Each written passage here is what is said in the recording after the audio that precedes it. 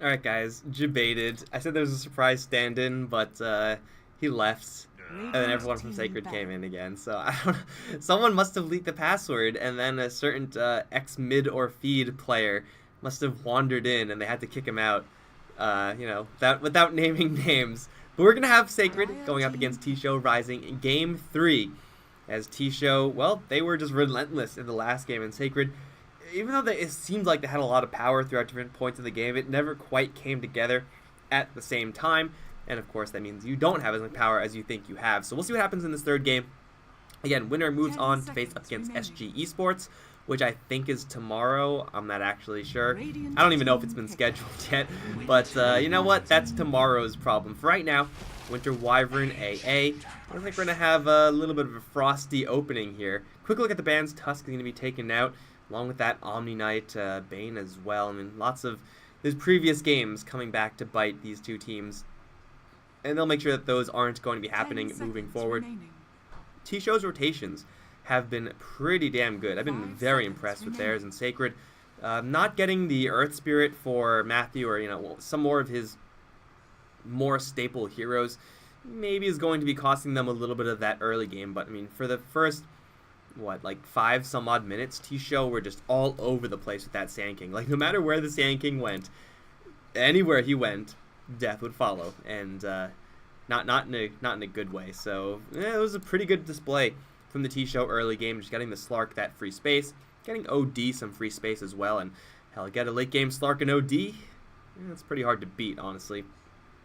Sacred grab the AA without hesitation. Pretty good counter to the Winter Wyvern. We'll grab a Clockwork as well as a pretty good hero for Matthew to play. Also that option of giving it towards that off lane. I'm not sure if Sacred are making this huge swap of Benyaz off lane, Tekka towards safe lane. It hasn't really been great in this series, but you never know. Maybe they're still trying to get into the groove. Either way, they do get this flexibility of the Clockwork. Combos decently with an AA, but is really difficult to actually start off those engagements. If they have someone with the play stun, anyone to play stun, an OD, a Sven, a CK, whoever, then yeah, they can get a lot of value there, just being able to cold feet out of the cogs. You're not going to miss any of your spells as the Ancient Apparition there, so it's quite nice. But this Clockwork pick, of course, is going to mean that Show are able to pick up someone like a Puck, and Puck is perhaps one of the safest heroes to first pick that is also really safe to play up against Clockwork. Until you get a hookshot, Clockwork has no game at all versus a Puck. You could run at the Puck in lane a little bit, maybe burn some of the Puck's mana, but Puck doesn't really need a lot of mana to function, so that's not really going to bother the Puck all that much. So Show with a little bit of an adaptation up against this Clockwork early pick from Sacred, and it's a pretty good one as well. I mean, at the end of the day, they still just pick up a Puck, have it with the Winter Wyvern, so they'll have a lot of extra magic damage there, and a good amount of team fight as well. You don't expect Sacred to really clump up that much with an AA and a Clockwork, but, it really depends on what Sacred pick up for their additional heroes here.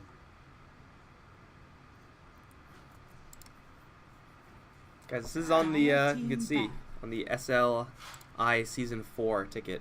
I think you could watch it in-game. I haven't tried, obviously, because I'm pretty preoccupied here, but I'm pretty sure that works. Luna will be taken out. Anti-Mage will be taken out. Weaver as well. I don't want to say that we're going to see a Medusa, because I really don't want to watch Medusa, but Medusa doesn't seem too bad here for Sacred. It seems really good, in fact. I wonder if you...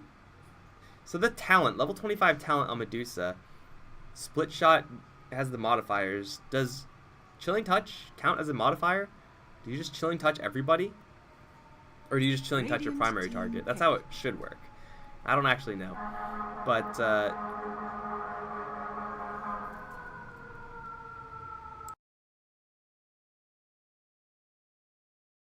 sorry guys, there's a fire truck or some po-po action or something happening outside, so I had to mute there for a little bit. But yeah, Tidehunter with the Weaver will be banned out. Sacred, at this point they could actually just pick up whoever they want. Heroes that are specifically good against Puck, Winter Wyvern, really hard to find. I mean, Ancient Apparition has no disables that are reliable, so they really would like to have some way of locking down these two heroes. From the off lane, I would expect. Again, I'm assuming this Clockwork is going to be on the roam a little bit. Those heroes are not super easy to come by. Doom is one of them.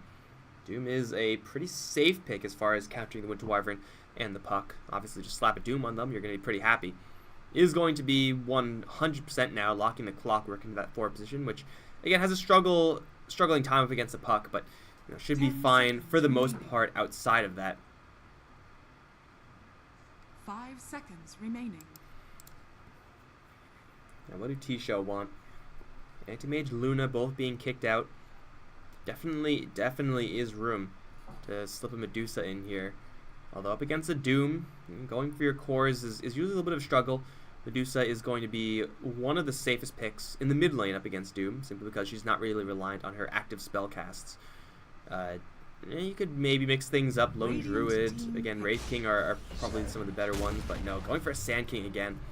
I like this quite a bit. Cinderin is in this lobby. Dude, wouldn't that be a freaking twist? Sacred.Cinderin? I'd lose my mind. But yeah, 4/4 Sand King was absolutely insane. So, dude is absolutely all over the place and was really putting the screws to the Sacred side. We'll be doing it again. Remaining. It's a little bit weaker, partnering with Winter Wyvern as opposed to an AA. For sure, Sand King is not going to have as great a time. But he's also going into much tankier heroes. Going into a DK as a Sand King, that's a tough sell. Doom as well. You may get the Burrow Strike on him, but you won't kill him in the duration of the stun. You do have to face up against, from that point on, the extra regen of the Scorched Earth, and that's a pain and a half. Sacred, though, arming themselves with this DK, has an okay matchup versus the puck. Is setting themselves up for a little bit of aggressive style, but is also kind of a cost in the fact that no one else on their team is great in that style. Like, AA is okay. Clockwork, if he's able to get a lot of kills, can definitely initiate for you. But DK is going to be that early game pressure hero. And the last pick for Sacred should be going towards the safe lane. There are a couple heroes that can do it, but most of the big ones are out. Luna being probably the biggest one. Everyone else is melee, so we don't really have a lot of room for a Drow Ranger or something like that. So who can they actually pick up in order to really capitalize off of this early game? Got T-Show scratching their heads, that's for sure. They'll grab the Quap, so it'll be puck off lane now. Queen of Pain going to be going towards the towards that mid lane up against the DK. Against matchups where the DK will be able to survive, because that's what he does. Up until the point where Sand King and Winter Wyvern come in and crash into his lane with the Queen of Pain. Being able to jump in with your Sand King and Wyvern onto a DK, it's still a difficult kill to take, but it is going to be another core that makes the Clockwork's life very difficult. So it's like, you can't really pressure the puck. You can't really pressure the Quap because she's just going to blink out. So then you got to pressure the safe lane, and Sand King and Winter Wyvern are both very immune to Clockwork. Choose the most immobile safe lane hero. Even then, that'll force the Clockwork to stay there or just get nothing done around the map, and that's not a good decision point for the Clockwork. So this T-Show side, all they need is a little bit of scaling. They don't even really need that much. A Sacred scaling is really finicky as well. And DK can do well in the late game if he does well in the mid game, but not really sure if they have enough power for that. Doom as well is a very similar hero. Like, if you fall behind, you're going to stay behind for the most part. You really have to get some good action in the early stages. So I think T-Show have a pretty good setup right now. Can they drow? Oh, they can, but it's probably a little bit risky. There's Clockwork on the other end.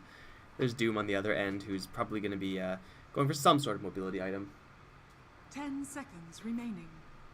Honestly, they don't really need that much out of their safe lane. If you just end the draft right now for T-Show, they're fine, man. They have themselves a really solid draft already.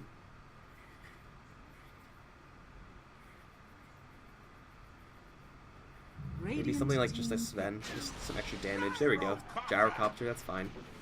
Even more early game power. So Sacred's plans of pushing with the DK are going to be really hard to come by. Is a hero that Clockwork can kill. Again, Gyrocopter's not really super mobile.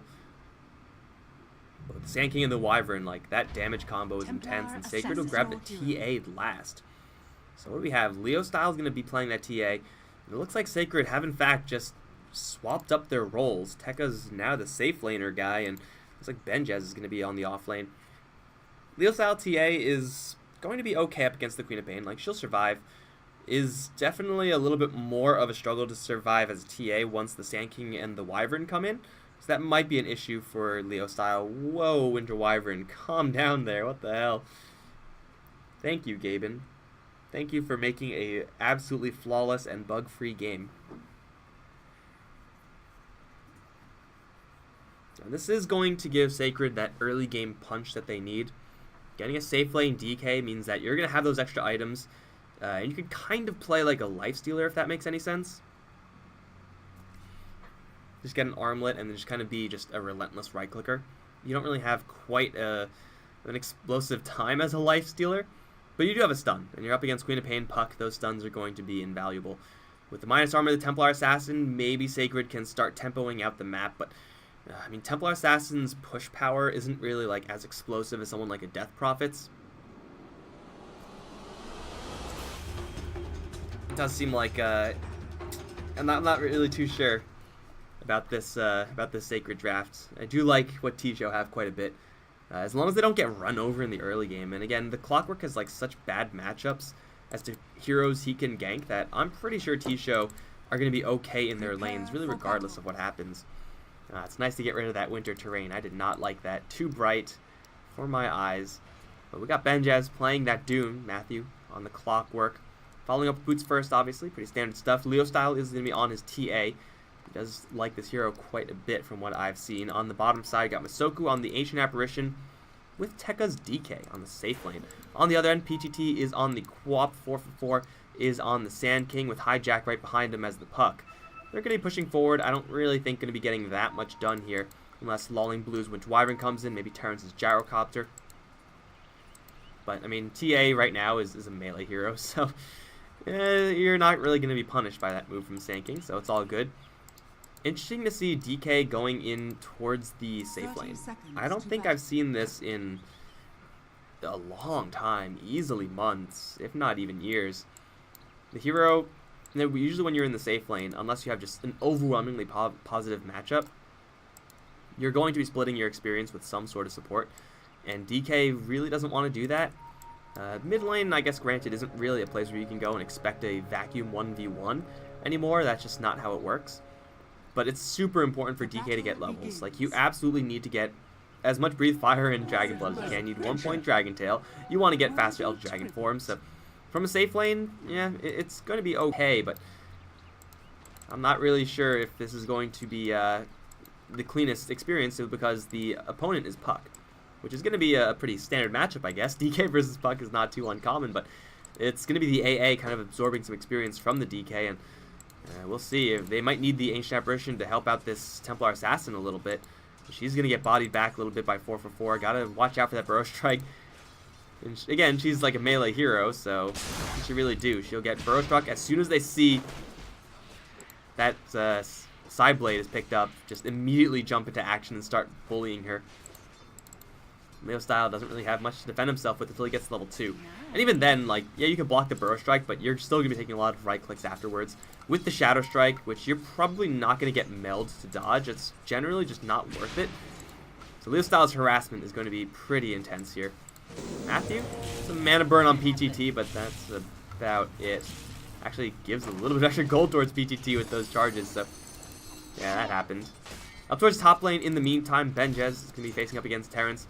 Should be, for the most part, fine in this matchup until both Sand King and Winter Wyvern come in which case, even though Winter Wyvern's Arctic Burn has been pretty well nerfed on the early stages, those levels 1 and 2, I think, are the biggest changes.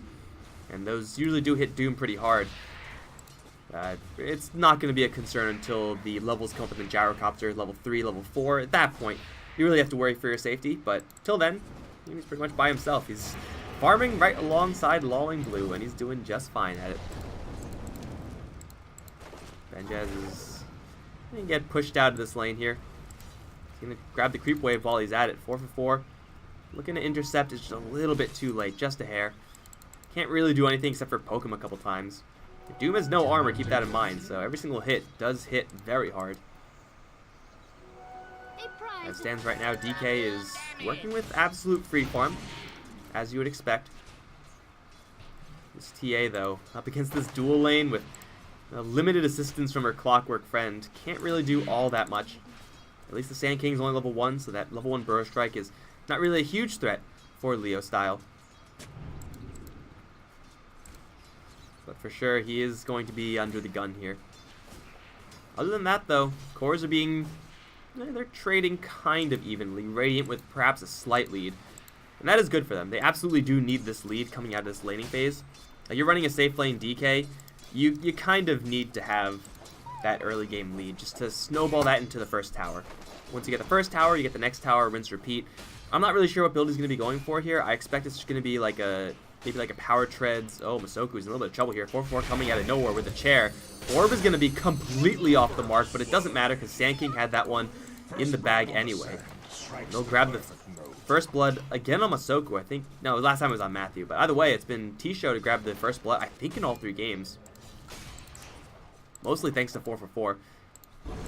But yeah, maybe a little bit more of a right-clicking build from this DK. Get that armlet after power treads, perhaps. Shadowblade is really good, but not really sure where that fits into his build. Soul Ring first, just going to give him that extra lane control up against Hijack. Spam of the Breathe Fire is very annoying. Oops, Templar Assassin will run into 4-4, but she has backup in Matthew. Battery Assaults will be used for very little, though. A little bit of a slow early game here. What build is the Gyrocopter going for? Looks like he's going to get a little bit of extra Rocket Barrage. I do think 1 point in the homing missile just for value is really good when you're up against a hero like Doom, who you can kill off if you just catch up to him, especially with the Winter Wyvern's damage and the Sand King's damage. It's pretty substantial. And actually starting the fights off is really the biggest issue there. Matthew again bumps back PGG. This is the struggle of Clockwork in this particular matchup. You can't really go top and expect to get a kill. That's just not feasible. You've got to stick around this mid lane then, and that's also just not the most fun thing to do. Occasionally drop some cogs, do some damage, barely any. You know, this slow game might just be better for the Radiant. I mean, Benjez has been free farming it up. He's going to get a very, very fast level 6. Clockwork has been kind of hurting on his levels, so level 6 on the Clockwork for the hookshot is going to be taking quite a bit of time.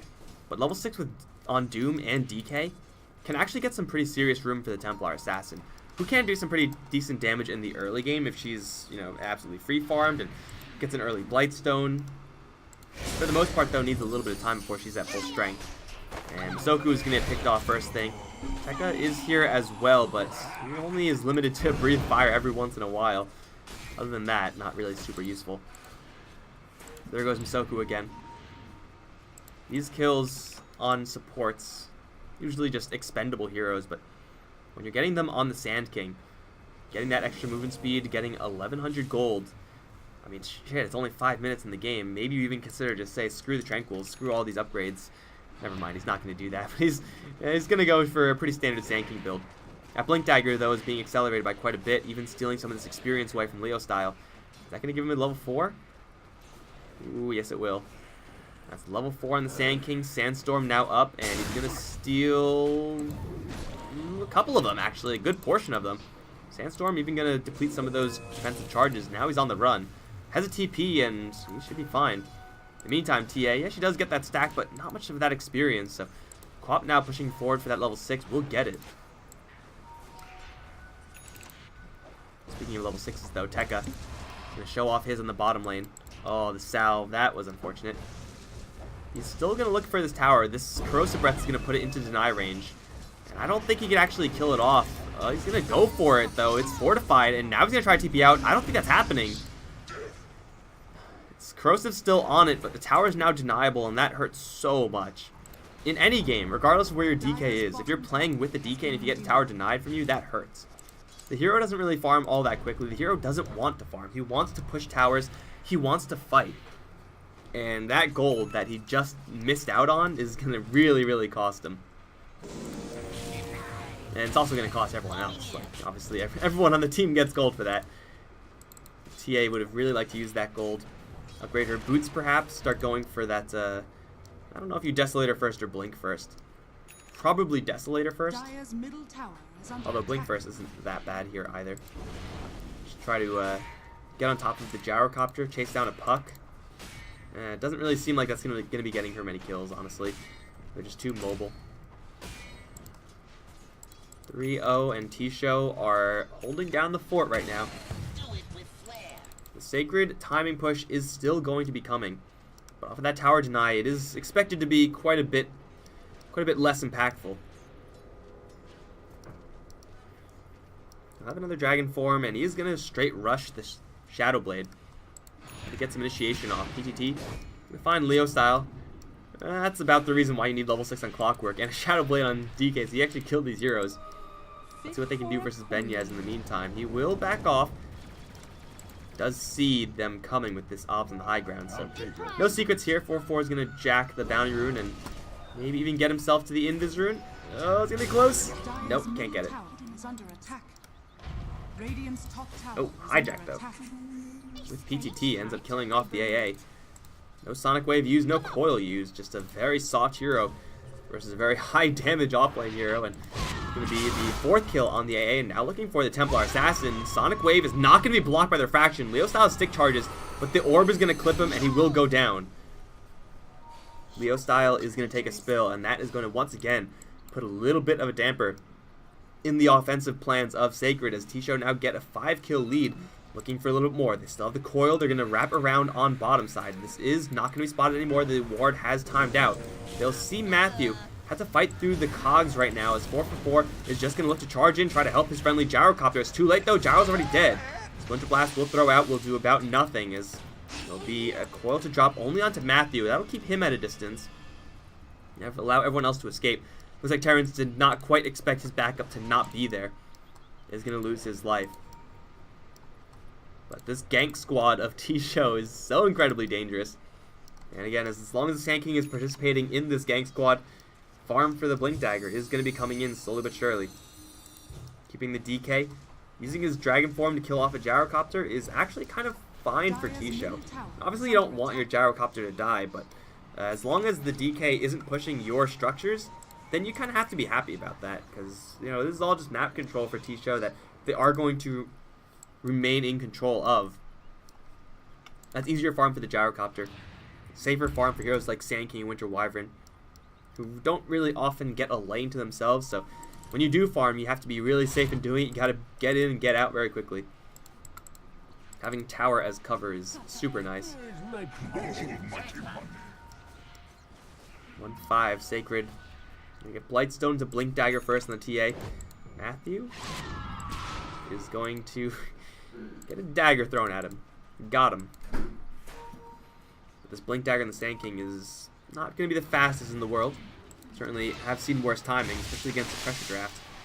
Second Dragon form has gotten them very little, except for that Gyrocopter kill. Third one should be looking for a tier 1 tower, probably on this top lane, maybe on the mid lane. Generally, you want to push the lane where your Templar Assassin is not in if you can get away with it. Like, if you don't need her to push, and right now they don't, just leave the Templar Assassin to her own devices and go for the other lanes. Jeez, PTT just got destroyed by the TA. Oh, here comes the Ice Blast. Is chilled, but is still alive. So just have Leo style farm while your DK pushes elsewhere. Try to draw attention away from the TA. That's the plan. She needs the Blink, she needs the Desolator, then she's good to go. 4-4 is going to be hiding right behind the TA. There are no stacks here. Gotta assume Leo style cleared off one of those before. Courier is gonna see him.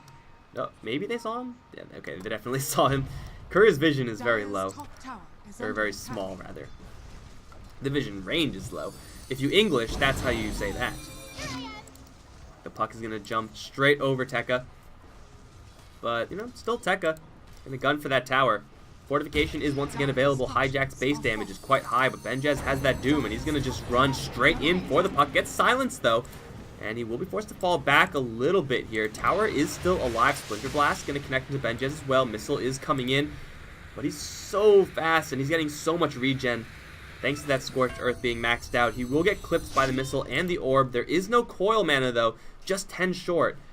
I think that might have been able to get them that kill because of Sand King being right around the corner. Ultimately, though, the DK ultimate is not going to do much on the top lane. I mean, it will drop the tower pretty low, but it's not going to kill the tower. That's really what they were aiming for. And T-Show, as long as they get those engagements, they're going to be pretty happy. Got Hand of Midas picked up, actually, on the DK, not the Shadow Blade. decided against that. If you're working with this type of draft, immediately you have to switch gears. I'm not really sure. It does seem like, I mean, T-Show don't really have the most single target damage. They're very spread out, and DK really likes that. But is late game DK really an angle that they can go for? I think it might work. It really depends on how well they manage this Queen of Pain and the puck. We'll find the Doom once again. This time there is Coil Mana and Call Down. Rockets from the sky. There goes the Doom, and Matthew, nothing but watch. His hook shot was used and it didn't do anything, I don't think. So it couldn't have done that much, so I assume it just completely whiffed elsewhere. Terrence is going to grab that tower. Even towers with a DK, the last thing you want. He is going to kind of alleviate that need to go for pushing, though, by going for that Hand of Midas. So he can just sit back and farm, kind of. Still probably not going to farm quite as fast as the Gyrocopter, but together with him and the TA, they can expect to get quite a bit of income and maybe start to pull ahead of a puck and a Queen of Pain. Kind of placing the priority of plays onto the T-Show side. But they're kind of okay with this as well. I mean, Puck, Queen of Pain, Sand King, Gyro, these are all heroes that are essentially built for fighting. If they get a level 6 in the Winter Wyvern, being able to curse up an AA or really anyone have the TA attack them. Ooh, that's some pretty serious value. Smoke in the background, looking at Leo style now. This Blink Dagger on the Puck is now coiled as well. They don't see anyone though. No one is showing in any of the lanes except for that Quap, so looks like Leo style is going to smell that coming. He's going to once again work on the Ancients. Dire Scan goes red though. Are they going to blindly blink up? The defensive charges are gone for the TA, but she has cleared out those Prowlers. So looks like this is going to be scanned out by the Radiant as well. Leo style knows that something's up. He's going to be pretty darn happy. Top lane is being pushed in the meantime. Tekka will go up there and seal the deal from earlier. Tower will not be denied. Tower in mid lane push in the meantime. They will set up for a fight here. 4 for 4, still not quite enough gold for the Blink Dagger, and the rocket flies overhead, so someone was definitely spotted there. Matthew has a hook shot. Might find Lolling Blue, but he can just fly straight over that. Tekka now going to arrive. Dragon Tail onto the Gyrocopter. They all clump up for the hook shot onto 2 heroes. Ice Blast coming in as well. Lots of damage. Will it be enough to actually kill off these heroes? Terrence is dropping low. With Tekka's right clicks, they will get the kill. And now, well, Cursed slows down the DK and Benjaz, but it's still going to be them escaping, pushing forward. Lolling Blue gets all cut to shreds by the TA. Clockwork. What a hero. Clumps up 2, letting the rest of the team do their damage, including that Ice Blast, which is absolutely massive. Desolator on the TA, first item. Stand your ground and fight. That's what this item says. And Tekka starting it off with an ideal scenario almost. Alright, hold on. I have to close this window. It's freezing in here. Dire's structures are falling. I'll take your tribute. Ugh. Yeah, starting things off with almost an ideal scenario. Just being able to randomly find a Gyrocopter and just stun him first thing. Make sure he doesn't move.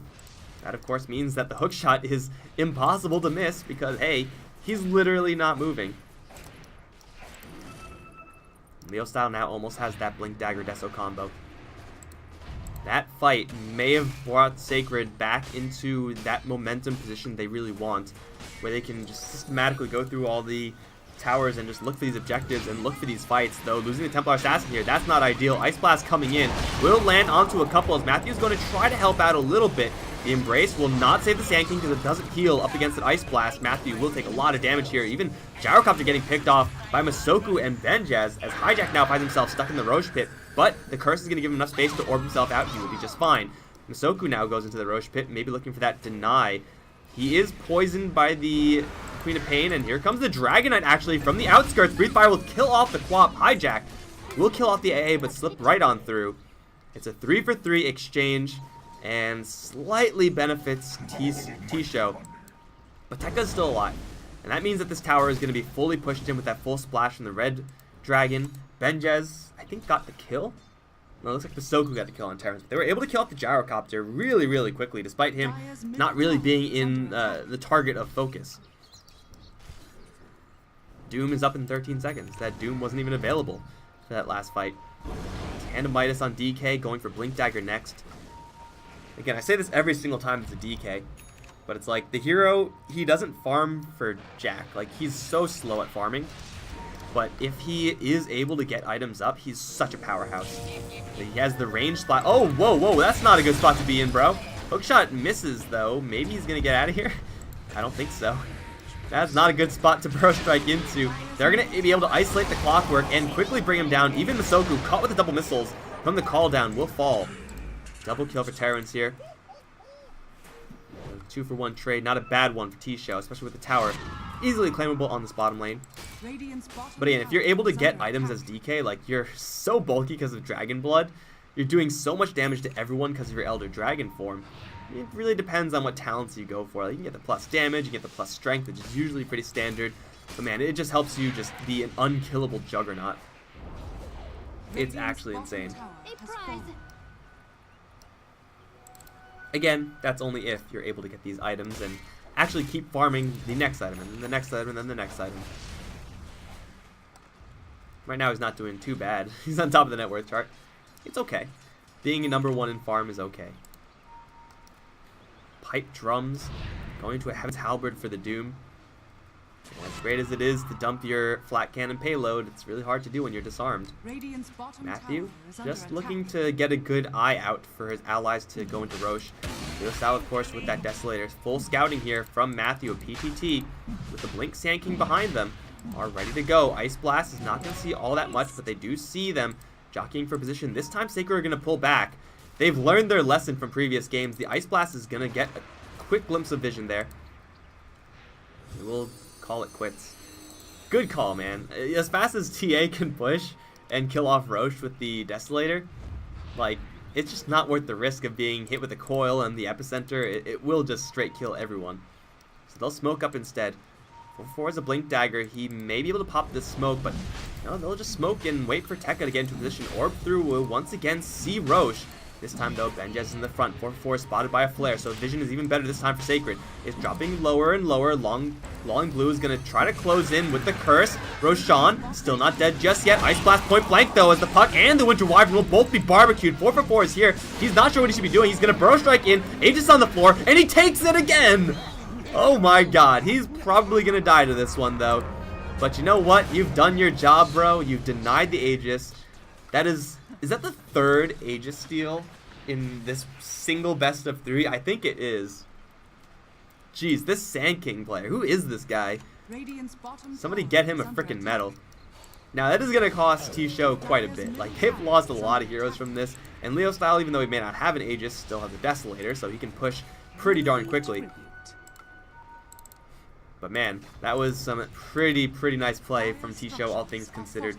Was the Doom used? It actually wasn't. Tower is going to be held as they're going to try to defend this bottom lane instead. PTT and Terrence looking to get spotted. Hookshot not available, though. PTT is going to jump over the Doom. Doom is still going to land his ultimate.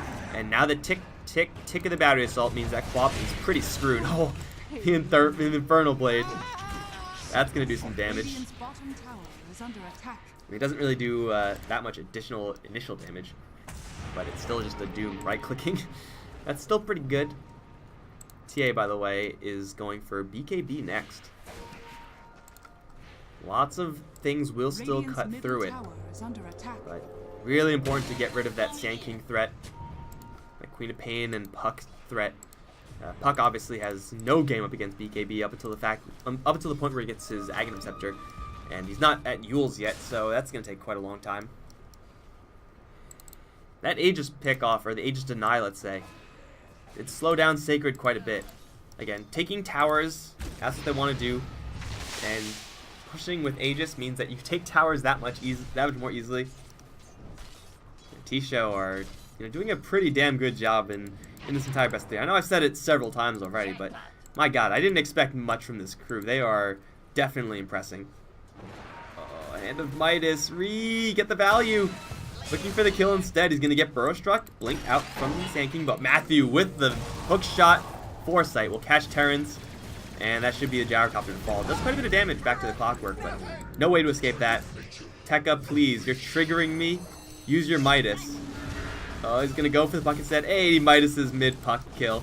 And he's going to get this kill. Yeah, phase shift is not used. Hijack, what's up? What? He has level 4 phase shift and a Blink Dagger. There is no scenario where that should have happened. Tekka just gets a free one. Like, he actually just wanders in and gets a free kill. He finds it on the floor. He's like, oh, free kill. Thanks, Puck. And, you know, under normal circumstances, that may or may not matter. But in this circumstance, when the enemy is pushing your base, I'm pretty sure a coil would be pretty nice right now. They do curse the Doom, and look at that damage on the TA.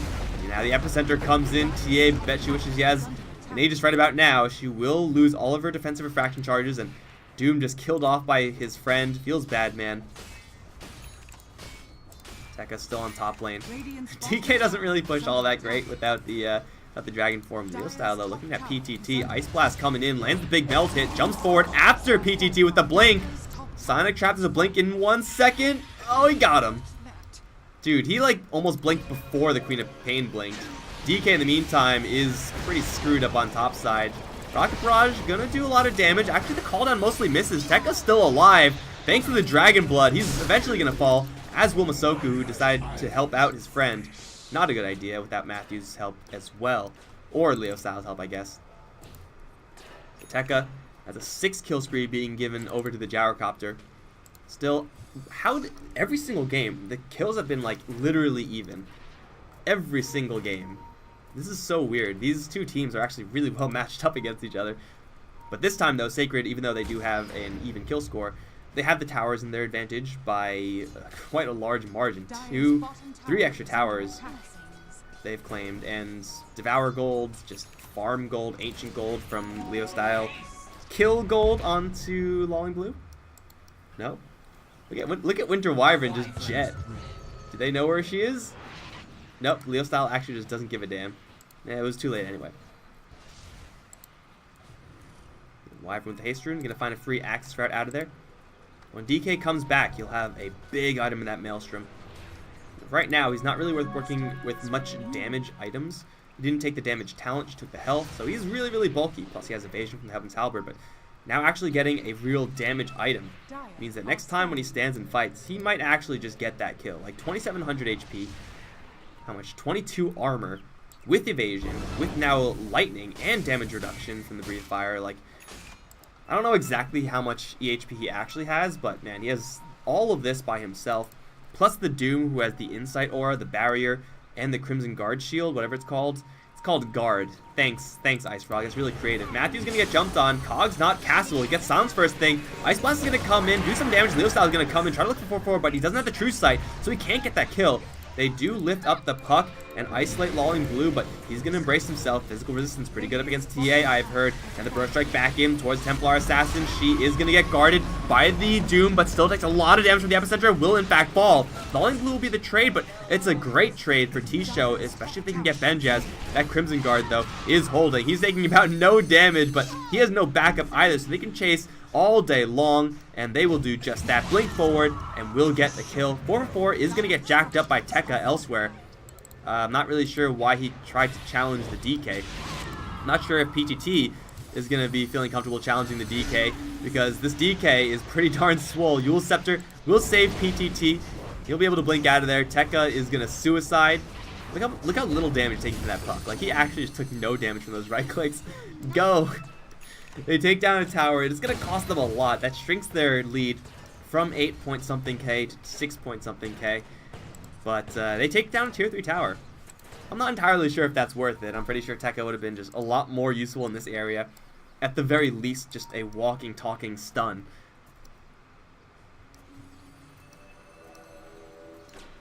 But still is able to get at least something for the team elsewhere.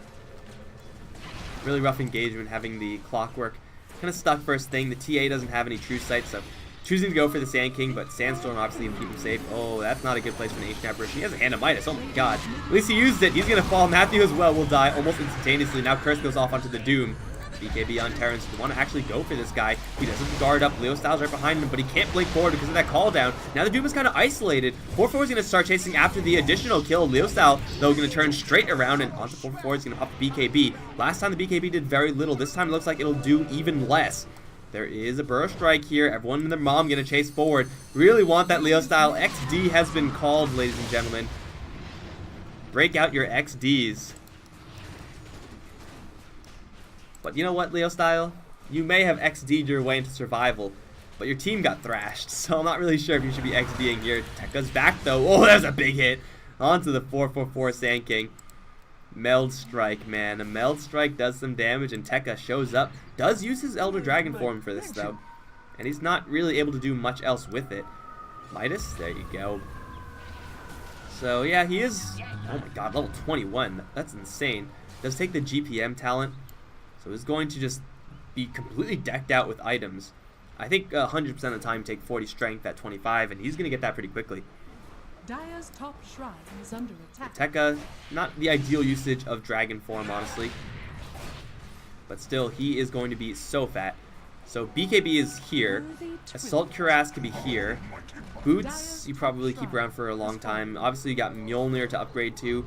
Moon Shards at that point is also incredible with DK. Just get more and more of those snowballs out of your mouth. This might be overkill. I don't know. I mean, there's not that much. No, I think this is right. I think you get the gold per minute because the other alternative is not that good. The regen's okay, I guess, but honestly, most of the damage coming out from T-Show is gonna be magical. Even Gyrocopter, like, he's going for a butterfly, which is a really good item to have up against a TA and a Dragon Knight, but he's still like majority magical damage, I would say.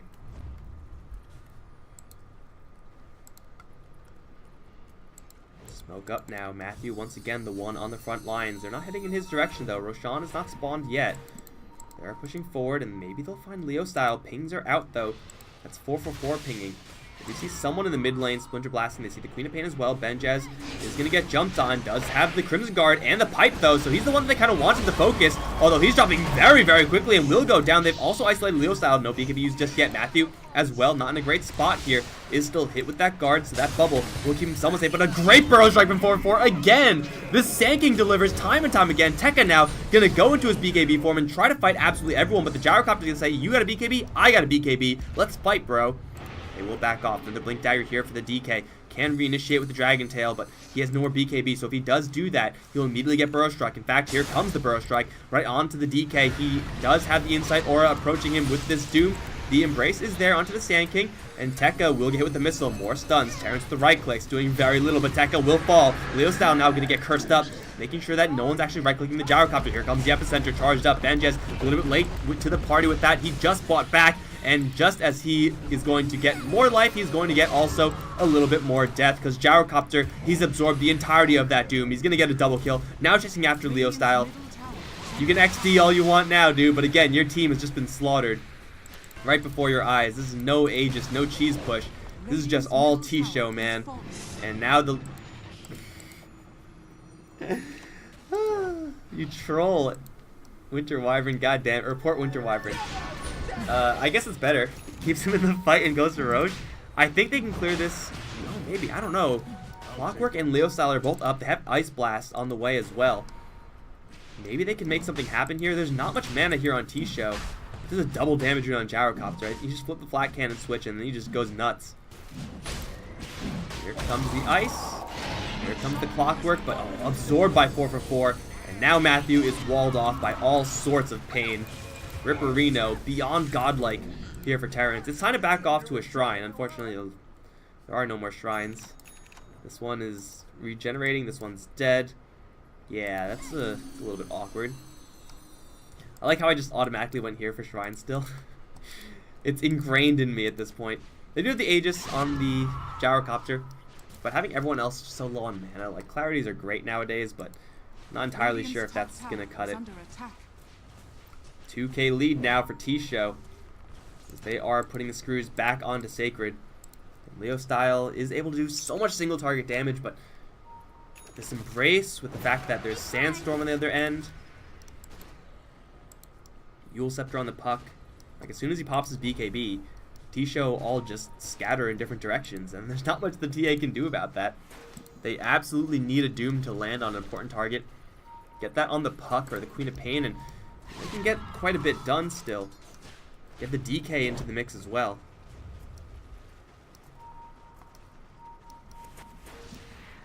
Oh, that's a little bit awkward.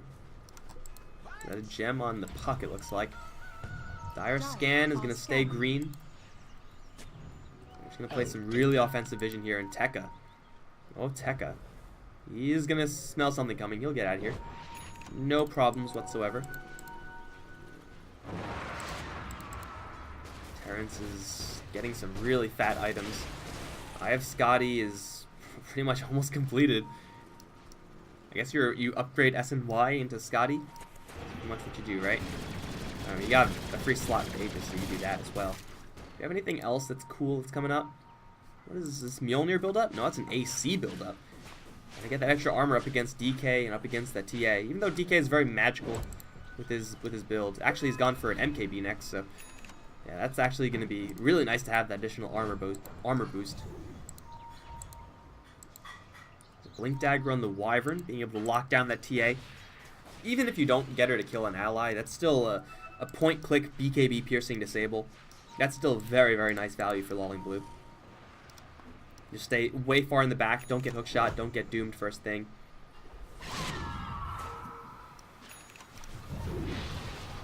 Nice item to have for the Witch Wyvern for sure. DK. Not yet at that level 25 mark. This TA looking like 23 as well. They're the same age. There is an Aghanim Scepter now up on the puck, so BKB not that great up against the coil. Is there any way to force movement here? I think they have like a Force Staff. Yeah, they have a Force Staff on the Sand King. That's about it for force movement.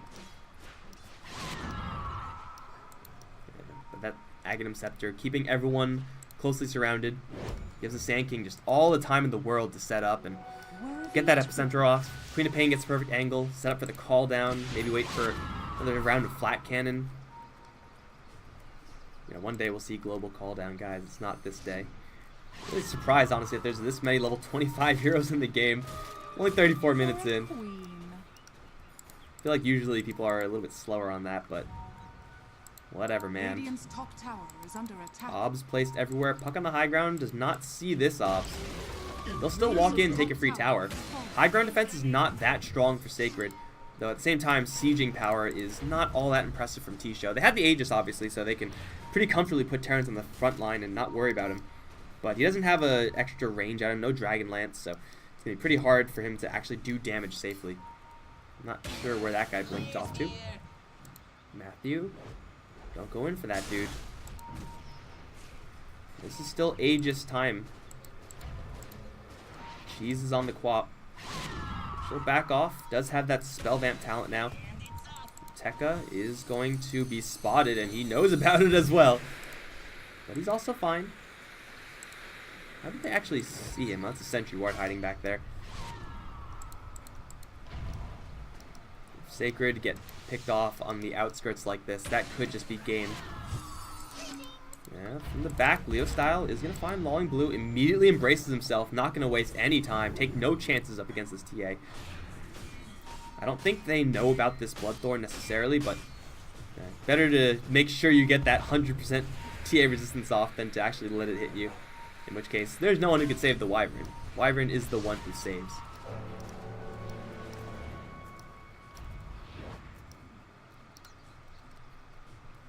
Looks like it's not going to be Aegis into much value here. I mean, they locked down the map, keeping the Sacred side from farming a ton.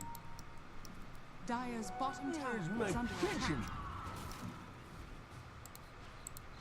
Really hard to just go up the high ground, though. Dire's bottom tower is under attack. Jarrow, Queen of Pain, Puck. These are heroes that are really good at high ground defense. But actively pushing up, that's a different beast entirely.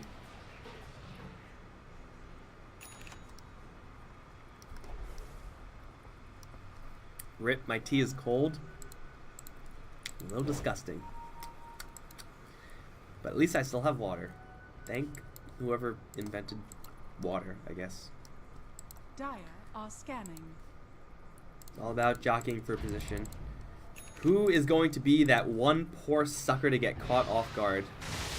No one is shown around the map. Now there is Ice Blast and Flare, so Sacred can push out the waves without actually showing themselves. T-Show, on the other hand, they can throw out an Orb. They can throw out a Splinter Blast. They do still have to be in the area to actually use those spells, though. Like, we're just going to be chilling and waiting. That Eye of Scotty, those are travels on the gyrocopter. Oh no, he already has Ice Scotty. Duh. I just blanked over this item entirely. So he has 1 item to upgrade in the S and Y. I guess 2 in the Mask of Madness. You could definitely upgrade that to something a little more fat. But dude is approaching that 6-slot status. Leo style in the meantime, Ring of Aquila could definitely upgrade that. Something a little bit more smashy. Probably needs an MKB in this game. Maybe not with the Bloodthorn. Maybe a Butterfly of his own. Well, they see someone. Splinter Blast, but not quite going to be in time. Standing right on top of a trap, but smoked, so couldn't see him. They're just going to try to push forward. Radiant have the clockwork in the front. 444 is going to be spotted and below the smoke. So he's going to have a blink out as well. Dire Obs will be cleaned out as here comes Glowing Blue. Oh, and the TA jumps into the curse. That's going to end up killing both of them. And now the Templar Assassin forces Popper BKB and just try to turn and fight everyone at the same time. She'll pop the coil as well. That means she's going to take right clicks up the wazoo. Here comes the gyrocopter, and there goes the TA. They will stun the Doom for something. I don't know what stunned him, but he's either way going to die. Oh, they had no idea about that coil upgrade in the Ags. And that's going to cost them Winter Wyvern, but for T-Show, they're going to be barreling down mid lane. No clock for 30, no Doom for 60. TA probably has to buy back here. Coil is up in just 30 seconds as well, so it's still an Epicenter at the ready with still the Orchid Cheese. They are going to force the buyback on the Templar Assassin and just call it quits. No Winter Wyvern, no fight. A little bit of a safe reserve play here from T-Show. But at this point, you come this far, you don't take chances up against Sacred.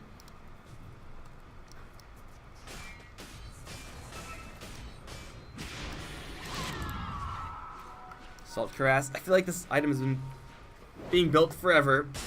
Did she stop for the Lincoln Sphere? I think she did. Sacred are still pushing out right now. This DK is actually huge right now. He is so dangerous. He picked up the extra strength as well. A casual 4K protected by 24 armor and evasion. And magic immunity. Not bad. Oh, debated Sand King. Ripperino. That's a gem being claimed.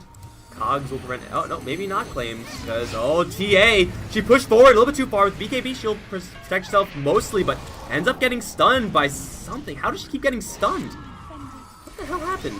Is that a coil? I don't even know, but Templar, the AA is going to get lifted up. There is no TA here. The DK is going to try to fight everyone at the same time, but they're all going to split up. His BKB is going to do quite a bit of work here. Puck can't phase shift. Call down now coming in. Tekka is going to haste himself out of there. Easy peasy on the back line. It's the Doom, but he's going to receive a face full of Epicenter. Curse is going to be there just to get the gyrocopter a little ways away. And he should be able to get out of there and be just fine. Queen of Pain in the meantime will also retreat. Clockwork, though, going to push forward into a Burrow Strike. I'm not really sure if this is what you want to be doing, dude. Is going to grab 3 in the cage, but that doesn't matter because there's no one to follow up. Here comes Tekka. Maybe he can follow up, but no, the Gyrocopter's a little bit too speedy. He kills off the Winter Wyvern. Now it's fight up against PTT. The Sonic Wave does cut through. 4-4 with the Sandstorm. It's just doing the damage. Oh, the Sandstorm DPS is too strong. Now here comes Towns with the Eye of Scotty. Benjaz can't even get close enough to Infernal Blade him. Oh, now is hit with the coil, and now is going to be dropped. That's a full 5-man wipe. Forcing out a buyback on Tekka, who I think can still make something happen here, but... Oh, T-Show playing some games with Sacred. That Leo-style blink in to try to secure the gem. That was the death of her. Seemed like she was perma-stunned. Even though... I mean, there are BKB piercing tools on T-Show. Maybe I just missed the coil and it just instantly snapped. I don't actually know what happened to that TA, but it seems like she was stunned for a very long time.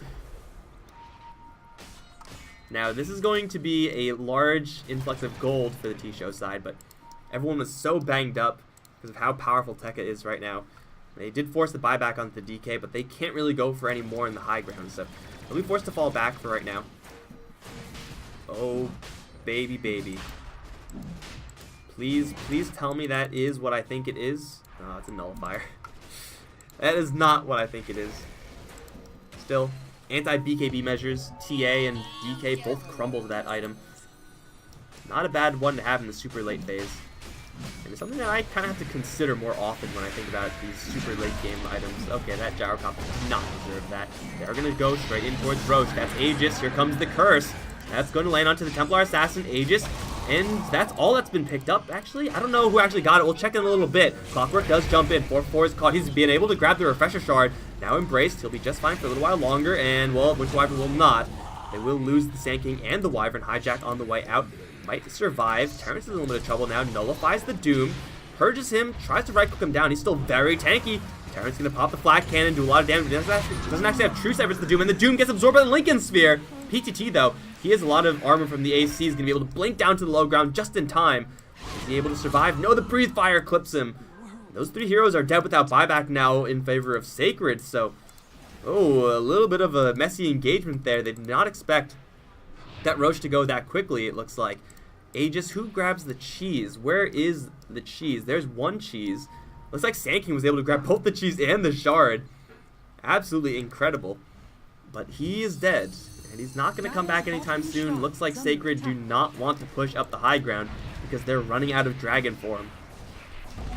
Well, a game like this, with another best of 3 after this, guys, this is going to take its toll. So rest assured, I'm going to start saying some really retarded shit as I get more tired. You're just going to have to deal with it. Like, you're going to have to bear with me here.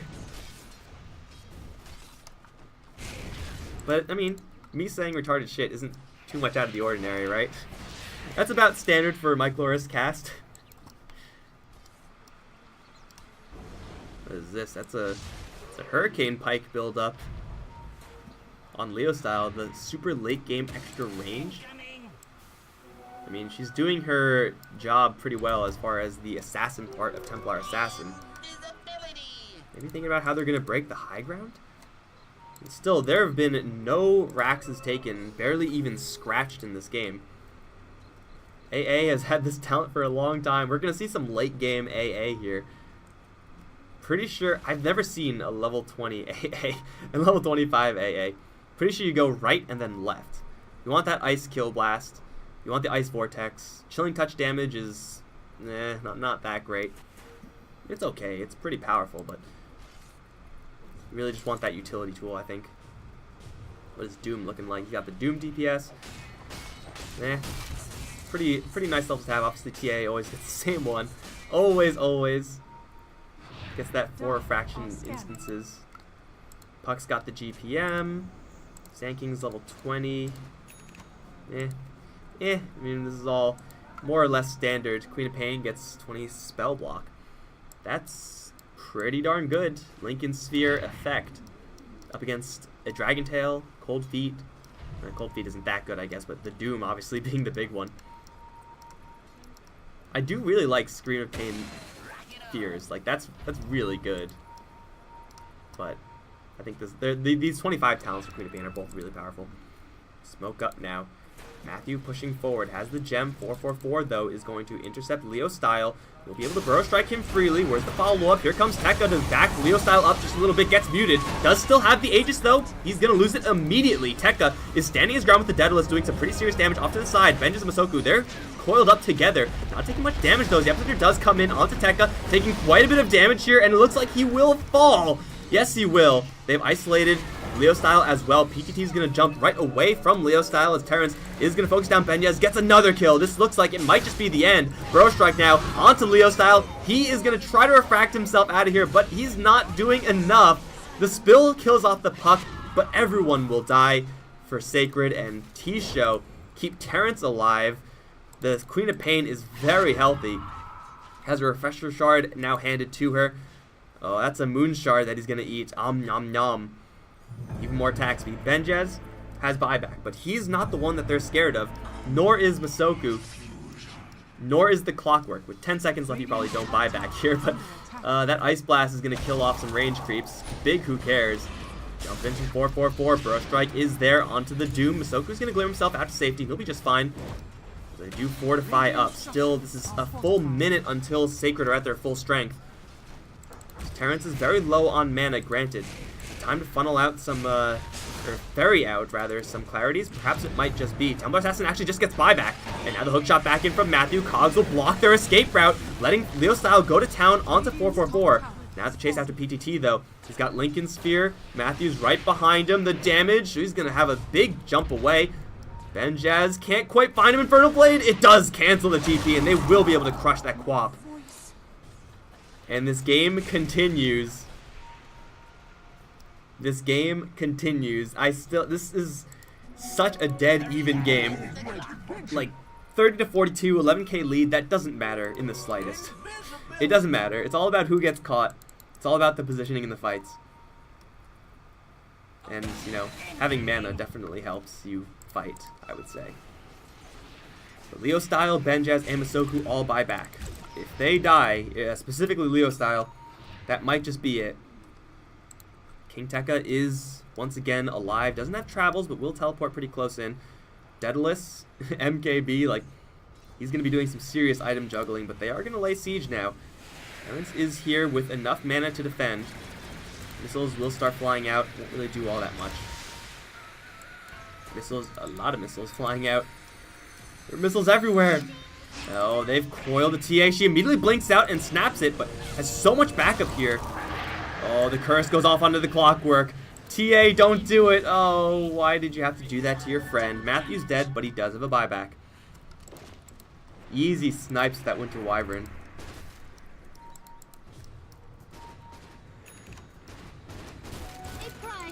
Terrence. He's just done farming, right? I mean, obviously he has a travels to upgrade. Sanjiasha, I still think you upgrade that, right? You get more damage? I actually have no idea. Replace the Mask of Madness with a Nullifier. You can go back for a Satanic. You can go for like a Bloodthorn type item. Just overwhelming amounts of damage. There's a sheep stick on the puck, my god. We're going some real late game stuff now, guys. I mean, you can tell it's really late game because the AA is pushing level 20. Because the Winter Wyvern has level 20. Arctic burns slow, baby. Have I ever seen a level 25 Winter Wyvern? I don't think I have. Like, the games just don't last that long. I think you get the Splinter Blast stun. It's giant AoE stun. I don't think it like is BKB piercing or anything like that, but Winter's Curse, if you land it, it usually kills off someone anyway. You probably don't need more Winter's Curse, you just need more uptime on it. And that's why he's going for this item, Refresher Orb. Winter's Curse, say Matthew with Leo Style, have Leo Style kill the Clockwork and then just straight curse the Templar Assassin afterwards just to keep her out of the fight. Super high value item. I have never seen a Winter Wyvern be able to farm this much, ever. That would be so cool to see. A double Winter's Curse. Dreams are really being realized here in this game, guys. Double damage TA. Doesn't have a good amount of stats. That's going to give her a good 150 damage. Oh, someone got coiled. Well, it was immediately snapped. BKB TP. Basher. There's no Basher on Sand King, unfortunately. GT as well. Dude, are we just waiting for that next Roche? Does anyone still have Roche parts? Looks like there's no cheese or refresh shard. I didn't actually see who refreshed. But they're all gone, so no Roshan advantage for either side.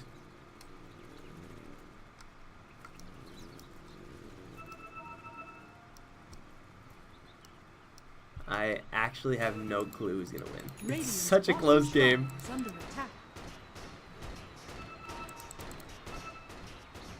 There goes the Shrine. Roche is up, actually. Fortunate respawn timer. Sacred this time are going to be able to get in and get out without worrying about any Winter Wyvern BS. Grab your goods while they're on the floor. That's Aegis, Cheese, and Refresher Shard for the Doom. Ooh, that's a big one. Just set it and forget it, and you can take out, at this point, just take out the Sand King, man. Sand King is destroying the Sacred side, but that Aegis, that's the real value there, along with that Cheese. Clockwork, still smoked. I think the Flare spotted the Sand King. May have been just off. They're going to bottle up in their base as T-Show are still pushing in. Oh, yes. Yes. Let the hate flow through you, DK. What kind of wuss needs a Daedalus when you can go for a Divine Rapier? What kind of wuss picks up a Helm of Iron Will when you can go for a Demon Edge and get a Divine Rapier? Bloodthorn just now being picked up. Additional source of silence. I mean, BKB durations are definitely at minimum, right? Unless anyone just picks up a BKB. Doom doesn't have his. This is definitely 5 seconds. So if you have a Bloodthorn TA or something like that, you could easily cut through them. With the AC, this Queen of Pain's actually going for a very right-clicky build, the likes of which we normally don't see on Quap because of that spell vamp talent. Usually we see a little bit more lightning in her build. But, no, this is still a really solid build in this game. Like, sometimes you just gotta lay it into them.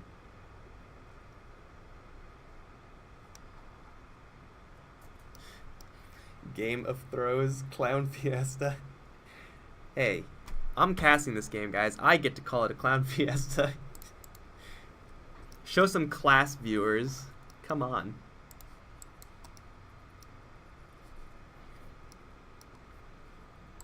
Level 25 on Puck, Gyrocopter, Quap. Sand King, Winter Wyvern, so close to level 25. Oh my god, this is so exciting. We're gonna finally see it, guys. So is AA. He's not that far away. At this point, like, the tomes, I don't think I could see tome cooldowns. Yeah, you once upon a time were able to see this, but now this shop is just generico shop, so I don't know what the tomes are looking like, but time to read up, Winter Wyvern. Time to read up. Me too, Terrence. What time is it anyway? It's 7:41. I'm hungry. Fast. Yeah, fast. We gotta go, man. It's dinner time. Masoku has such low net worth despite having Hand of Midas for like 30 minutes. I feel like he should have more than this. I don't know. Maybe I'm just expecting more out of AA, who picked up the 60 GPM and the Hand of Midas.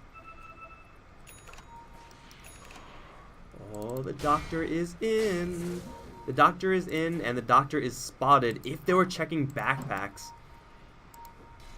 Oh, Burrow Strike in. They've caught Matthew. Force Staff's in. That's not... That was actually a play by 444. Coil is going to be deployed. We'll say they used Coil to kill off Clockwork. 70 seconds on the sidelines. This is really bad for Sacred. If they're going to fight with the Divine Rapier, you need to fight with your full team. This is a one-and-done item. It's in his backpack right now, though. I actually didn't even know you could put that in your backpack.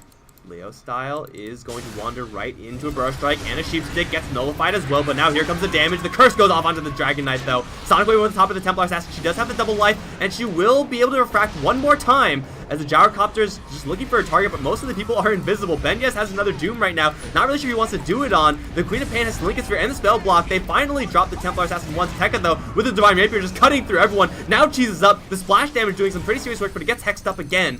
And now just needs to find someone to right-click. He's going to Dragon Tail the Gyrocopter. Burrow Strike through once again, though. This DK needs some more help because he's doing a lot of damage, but he's getting perma-stunned also. They found the Gyrocopter. One more Psionic Trap in just a little bit. The Coil is going to drop. Flare gets the kill!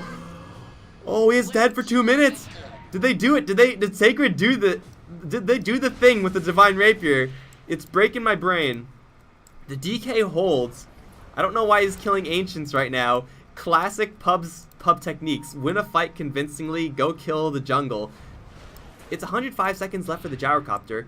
He's regenerating quite quickly because of the amount of strength he has, and of course that Dragon Blood. He's gonna chug down a couple salves. Jump in though. Burrow Strike is there. He's isolated. He's gonna lose the Divine Rapier. Force Step out, and it's on the deck. Someone's gonna grab it. It's gonna be PTT. He's got it, and he's in the clear. It looks like Leo Style though, just chopping down supports. Everyone and their mom gonna first buy back. Matthew puts the cogs up, so takes quite a bit of damage. PTT gonna jump straight over and is gonna grab the kill with the Shadow Strike. Another Burrow Strike out from 444. Leo Style is the only one left standing here.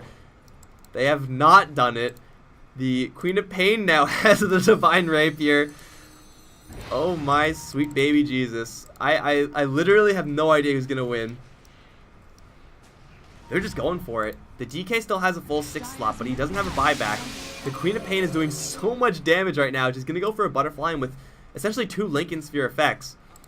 Like, how do you actually stun her and kill her? Ice Blast is gonna land. Still not agged. I don't even know if it's worth it at this point to get that. Oh my my god, that was an Aegis Cheese Refresher Shard fight for Sacred, and they just barely come out on top, and then they stick around for a little bit too long. Doom did buy back. Let's take a quick look at buyback statuses. TA, Quap, AA, no one else. No one else for 7 minutes, 6 minutes it seems. Please don't tell me that means they're going to back off for 6 minutes and do nothing. I mean, I don't know what they're farming for at this point. Oh, she doesn't have Moonshard yet. What the hell? Leo style, how do you not have Moonshard by now? Eat it. I heard it tastes good. Attack speed. Also, Tekka doesn't have Moonshard. Do they just not have Moonshard? Seems like it. Well, there is a powerhouse Quap in play. Her attack speed is pretty high. Her damage is a little bit higher. But she's also, I think, killable. They just have to get through all this spell resistance that PTT has. Like Lincoln Sphere, Spell Block, and BKB to get on top of this Divine Rapier hero. How is that? How are you supposed to do that? I'm not actually sure. Oh, this might be a cataclysmic fight right here. Tekka does not have a buyback, and he's pushing forward in the front. Matthew as well is going to be dropped first thing super easily. Divine Rapier cutting through him like a hot knife through butter. He's down for 80, but he's also not an integral part of Sacred's fight. He's very important, for sure, but it's not like they lost a Doom, right? It could be worse, I guess. Winter Wyvern, level 24. Going for an Ethereal Blade. That is an item that can be purged off if TA went for Nullifier. She didn't, I don't think. No, she didn't. Other than that, though, it's mostly going to be a saving tool, I'd imagine. Just turn your ally Ethereal, keep them safe versus DK and versus the TA.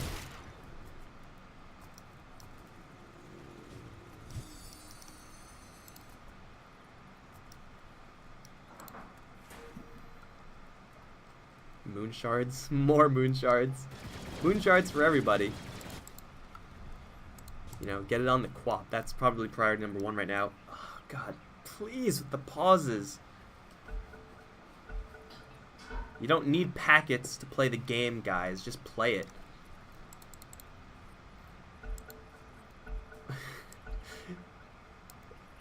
Dude, what is this? They're pausing and unpausing. What the hell? Pause. What is happening?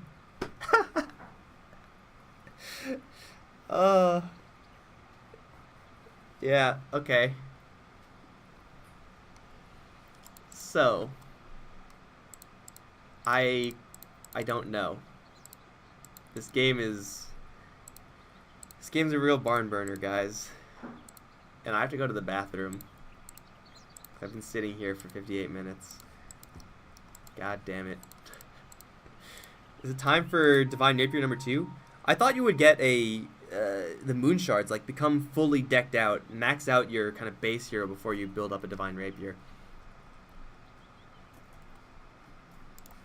I guess not.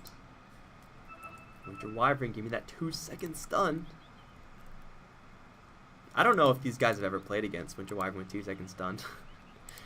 I mean, it just means that you have to position yourself pretty much the same way, because, you know, you play around the Winter's Curse the same way. It's just an even bigger stun. Oh, who is this? That's Ancient Apparition. Not like this AA. Not like this. He doesn't have buyback, but again, it's kind of okay. Or it's not disastrous, necessarily. This is an hour-long game. Racks have not been touched yet. Like, at all. This is like the most dead even game I have ever seen in my entire life. Even with the Divine Rapier in play, no Raxes. So, I mean, Mega Creeps doesn't mean jack shit right now. Like, even if you get Mega'd, it doesn't matter. Do it, Wyvern! Do it! Yes! Is he gonna get the Curse Duration? I'll be kind of upset. Oh yeah, Splinter Blast stun.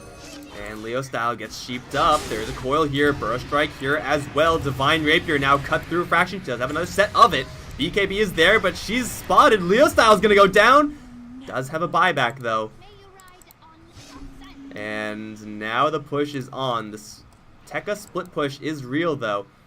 PTT will actually teleport back to defend it. Does not have travels. Everyone else gonna try to group up, but Leo Style can just buy back. Psionic trap counter push. Oh no, please. Maybe it wouldn't be lagging if you ended the game, because the game's like, you're not supposed to go this long.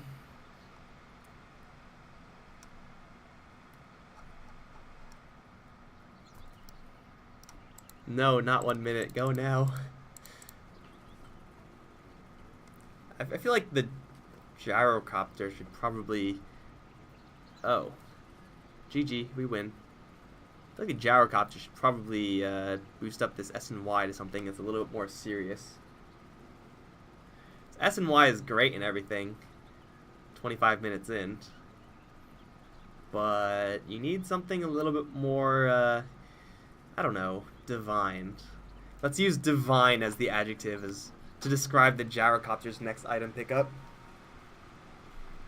I don't really even know if he's getting much flat cannon value in the fights. It seems like most of the time he's just fighting one guy. If you're fighting that one guy, if it's like DK, like, I mean, Divine Rapier is not a bad item. It'll probably help you win to some extent.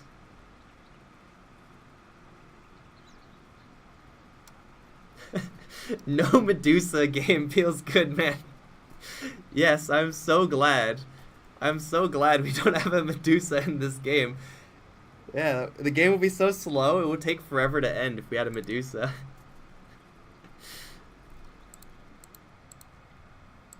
Alright, AA. Is he the last one who's not level... Oh no, Clockwork's also not level 25. What the hell, dude?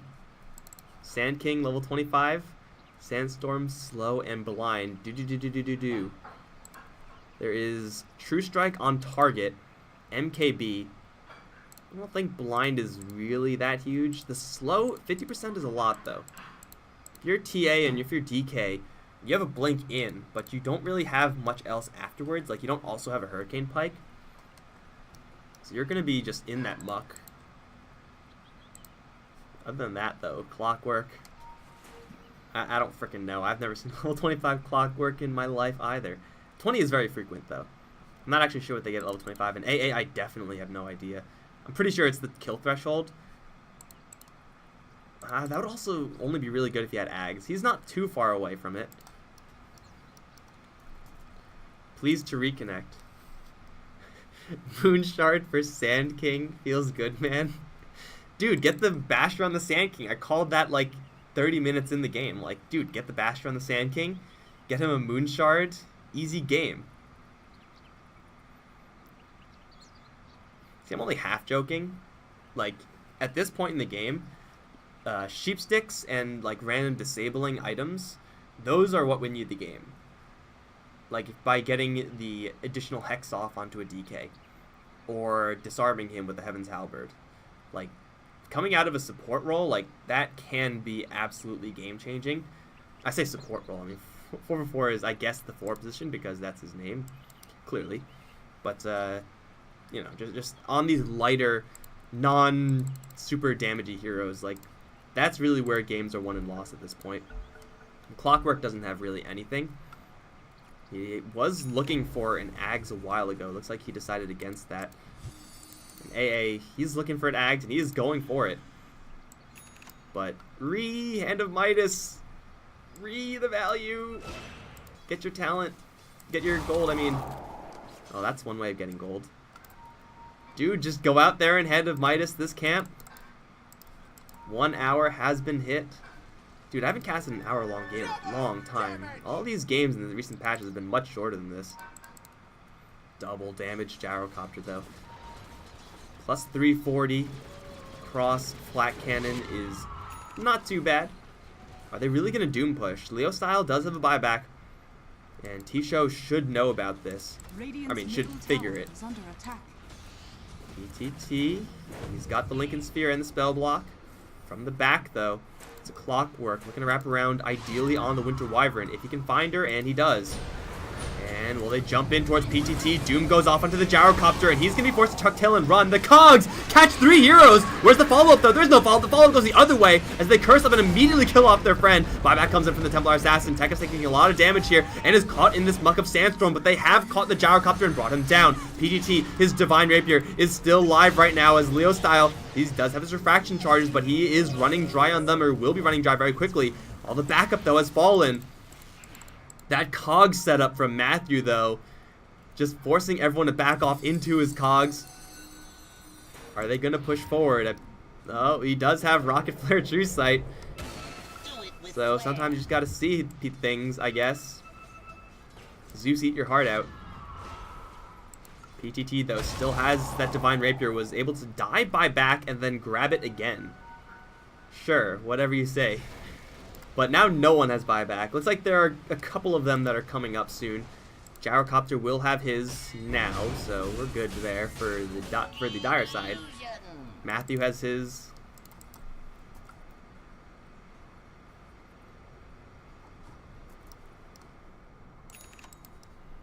Oh baby, that's an Ags. Get that 4% threshold, and that is a fat item for the DK. Not quite Divine Rapier, but Bloodthorn is just another one of those game-winning items. Aegis, Cheese, and Refresher Shard are also potentially game-winning items. And hey, look at that! I just found an Aegis, Cheese, and Refresher Shard on the floor. Probably grab that, someone. There you go.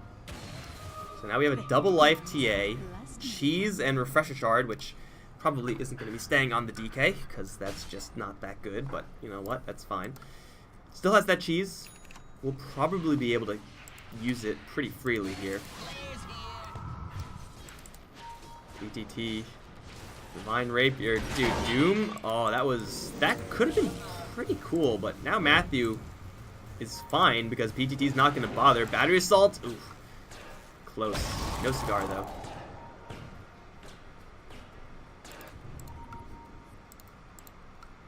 Get level 25, Masoku. It's your destiny. It's your destiny to get 25. Infamous and Pain when? After this game, dude. After this game. It's going to be the third best of 3 on the day. And it's going to be... I mean, the games are going to be good, but the commentary is going to be terrible. 2-second stun, baby. BKB is up. They're going to charge right in towards the gyrocopter. No way of actually keeping him in range, though. They do Witch's Curse on the Doombringer, but it's not actually doing all that much damage. And that means Benya is actually able to freely cast his 2 Dooms. One already went onto the gyrocopter. He does have a buyback right now. Force staffed out every which way, but he will end up going down to the scorched earth of Benjez, actually. Falling Blue also not in the greatest spot. Puck is being chased out by Benjez, but they've already taken down Tekka off on the side. Is that going to be good enough? Everyone and their mom now starting to buy back. Leo Style, though, still at full HP, still with that double life. They'll find the Soul Rend on the Sand King, kill him off. But now here comes PTT one more time. He's going to very quickly bring down Matthew. That did not do anything, Lolling Blue, but he will probably get the kill in the end. That meld shot was actually a miss. And now they're chasing forward for Leo Style. Not really sure if they have enough gas in the tank to kill him off. BKB in 5 seconds. They will Soul Rend him, but with the refraction, he'll be fine. Do they have a coil? No, they don't. Missiles are coming in. They hex him before the BKB comes up, and that means they'll burn through the refraction and kill him off immediately. But now everyone is going to buy back once again. Net being thrown in from the Doom. Ice Blast coming in as well onto the gyrocopter, and the Doom is going to actually dodge the coil. Only lands onto the Ancient Apparition. That is a very useless coil. Puck is going to jump into the trees right now. They're looking after this Quap, though, because she's the one with the rapier. Gyrocopter's the one who just bought back. Can they actually catch up to any of these heroes? Benjaz is charging forward, has the net from the Dark Troll Summoner. They'll find PTT. Leo Style going to pick a fight with the Quap. He does have a blink forward right now, but he can't quite blink far enough. They do take down the Puck, but that's not a relevant kill right now. Actually, it is, because he just dropped for free, and he has no buyback. The Gyrocopter and the Queen of Pain, though, they both escape. And they're the damage dealers, and oh baby, it's time for the Doctor to be once again picked up. This is a 65-minute game, guys. Still no Raxes have been touched. They are all in pristine condition. Leo Style might be the first one to touch a set of Rax. He touched the Rax. Nemo touched the Rax. No, he's going to get that Nullifier. That was an Aegis and Cheese fight. Aegis only fight, actually. Refresher Shard was also consumed there. And again, the only hero with buyback is AA. Perhaps the most useless buyback here for Sacred. Always level 25. We did it. 4 charges of Cold Feet. Alright, so I assume, I don't know, but I'm assuming this is how it works. They all act independently of one another. So if you drop 4 charges on someone and then Dragon Tail them, like, they will get stunned forever. Like, they are never being unfrozen, not a single time. So these disables, obviously BKB pretty good up against Cold Feet, but that may or may not make the difference there. We have a game where everyone is level 25. And that means that this experience is going to be dead even at 0. Hey, Rax are being touched, but oh, TA, no! She doesn't have buyback. They curse up the Doom. PTT is able to get embraced in the backside, so the Rapier is still there. They hookshot in. The Gyrocopter can't get to his fountain. Matthew takes him down. PTT now in the fountain. Will we find a ditch to Sonic Wave? Gets a lot of spell vamp back from that. But the Raxes on top lane are going down here. No buybacks on these heroes. Have Sacred actually done it? They still have to fight through a Divine Rapier, Queen of Pain, but I think they, as long as they stay together, they can handle this. This is, again, going to just be megas at worst, though. This is a phrase I did not expect to be saying today. They will clean through top lane, cleave through mid lane, and go for bottom lane as well. Gyro's down for 90. That hook shot from Matthew, what a hero. Oh, when H-Chapter almost straight dies. That one Rapier shot, but now the Doom's in a little bit of trouble. He'll go down. Ice Blast coming in. Onto only the Sand King, though. That's not really super influential. The coil snaps onto the clockwork. Now the Queen of Pain, one shot will get the kill. It's only Tekka left with Masoku. I believe in your escape, Ancient Apparition. Hide in the trees. Stay in the trees. Don't move. Tekka. He's spotted. Sheepstick is there. Tekka's gonna get epicentered. BKB is there, though. And he'll protect himself against some of that, but he still will fall. He's down for 2 minutes. The Megas have not been claimed. And the game continues. Oh my god, this game. There's a less than 1k lead in this game. Less than 1k after 67 minutes. Most of which, it was T-Show vastly ahead. And just a couple of good fights is all they need. Are they going to get some racks of their own? Does it even matter if they get racks of their own? Are they going to fall back? Oh my god, this game. Somebody send help. Emergency services. Please, at least the paramedics will know what to think of this game. Because I sure as hell do not. Regen rune, that's kind of a trash rune right now. A minute left for DK. Everyone's up on T-Show. I thought Sacred may have had this game. What is this? What is that? Oh, it's a Sheepstick on AA. Sheepstick with 4 charges of Cold Feet? Oh my god. He can just perma-stun whoever he wants forever. Oh, Templar Assassin, though, needs some help right away. Here comes Matthew once again, like a superhero. He's probably going to give his life here. Templar Assassin is rooted in place. Will finally pop the BKB and start turning around the Terrans, throwing snowballs every which way. Snowball going back the way of the puck. Will be phase shifted. Will be just fine. Now the curse goes off onto Templar Assassin, keeping her in place. Once they get the call down coming in. No damage being dealt to her just yet because of that curse. Is actually able to blink out of there somehow. The missiles, mass missiles coming in, but again, not doing any damage at all. Now the Doom comes in. He's, though, going to have to retreat immediately up against the Divine Rapier of that Queen of Pain, which she still has, as the racks are now being taken. Leo Style is in pristine condition right now. She does have a buyback as well. Gets nullified and is kind of locked down in place. Burst Strike is there. The right clicks from the Gyrocopter is enough to kill off Leo Style. No, he force snaps back to the fountain, and he'll live for a little while longer. Tekka, though, has respawned. The big daddy Dragon Knight is going to go after the little shrimpy Wyvern. No, he's going to go after the Queen of Pain. She's the Divine Rapier carrier. She does have a blink out. They need a little more damage. They do take down the Guap. With the Rapier on the deck, somebody make some room and grab the Doctor. He's on the floor. He needs your help. And it's once again Tekka. He gets his birthright. Matthew still, in the meantime, being an absolute hero, buying space, but here comes the Templar Assassin. Gets Sheepstick up a little bit too late. Tekka, now the Divine Rapier, will also help to kill off the Gyrocopter, and now onto the Puck. Here comes all the Cold Feet. Where are you going, Puck? Oh, he jumps out. That's so boring. God, maybe this one will work. I believe in you, Masoku. Oh, did he get him? He got him, Masoku. No, he didn't get him. AA, why are you so bad? Ice Blast. Oh no, it's not in time. Oh my god, they couldn't get the puck. Illusion. They do have the rapier though. The TA still has a buyback. I think Sacred can get Megas here. I have no idea. Oh, Leo Styles is pushing forward by himself. Has BKB as nullifier. All at the ready. The DK though. Oh, double damage. That's not that great on DK. Gives him 177 extra damage. Oh, they found the Sand King. Sheepstick goes up on the Templar Assassin. The refraction is holding so far, and the DK is going to come right in. Look at the damage on the puck. He slays the little fairy dragon. Become a real dragon one day. But, oh, the damage from this swap. She has another Divine Rapier. There's 2 on the field. And there's 1 on the floor, so it's, like, literally on the field. Oh, Masoku, I got a job for you, bro. I got a very important job. This is of the utmost importance. Dude. Okay, that's fine, too.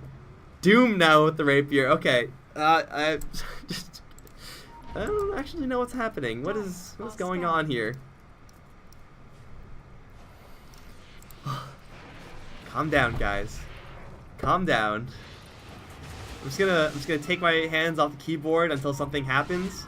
Just gonna stretch it out a little bit. Don't get caught, guys. Don't get caught. I'm busy. Okay, here we go.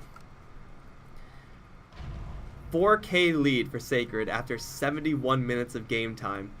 Puck and Gyrocopter, 2 dire heroes, have buyback. Leo Style was forced to use his. Divine Rapier, 1 on the Doom. Really not that good. He does have Infernal Blade damage, so his 1 hit is going to hit pretty darn hard. But we saw how fast he died to that Quap earlier. Only 10 armor. No additional armor items on him. He's going to go for a BKB next.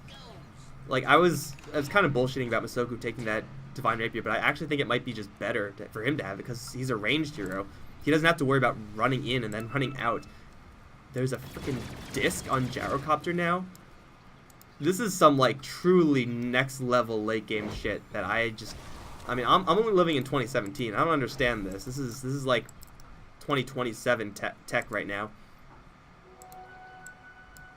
How'd Winter Wyvern? What the hell happened? I feel like Winter Wyvern had more farm than this. Didn't she have more than this? I guess not. The Sheepstick though on the AA, he is... Dude, AA is like almost 6 slotted. What the F? And he still has more than the Doom. Oh, here we go. Coil is available. The Sheep up the Clockwork, up to the north side. Leo Style immediately gets nullified, but he's able to actually get rid of that somehow. Get with the BKB. Shot in, catches the Winter Wyvern in the front lines. Tekka, though, is going to town onto the Queen of Pain. Divine Rapier is again down on the deck. Masoku, go get it! And now he's going to claw through all the lesser flying beasts. That's already 3 down. With the epicenter coming in, it's not enough damage, as Leo Style has not lost any HP at all, in fact. Are they really just going to leave it there? It looks like they are, because they have bigger fish to fry. The puck is going to be deep fried. Masoku, bro, come over here. I got a job for you. Okay, the 2 heroes left with buyback. Use them. And now 2 Radiant heroes have buyback. Are they going to go in for Megas? Do they care about Megas? Gyrocopter.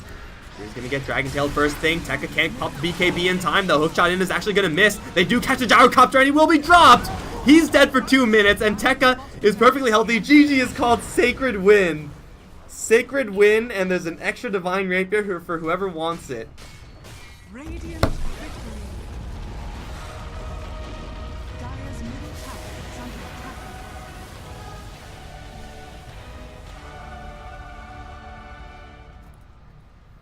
Oh my god. This is the second best of 3 out of 3 today. I have one more best of 3 for you guys. Show.Rising. They may not have won the war, but my god, did they perform. I am so impressed. I would love to see what they have in the future for us. I don't know. There's nothing else to say. All the words that I know of have already been said in some way, shape, or form. I'm pretty sure this disc on Gyrocopter did jack all, so I'm not really sure why he picked that one up, but it doesn't really matter because he's 6 slotted anyway. He still has S and Y. What the hell? I don't know. Guys, I'm Mike Loris. These games have been wacky. These games have been great. But now we have the grand finale. Pain Gaming going to take on Infamous. Should be starting very soon. Don't go anywhere. I'll be right back for the third and final set of the day. I actually didn't set up the scene for this because I'm lazy. So you guys are going to have to deal with... That is not it. That is not it. Okay, you're going to have to deal with it as I fix it up here. Guys, I'll be right back.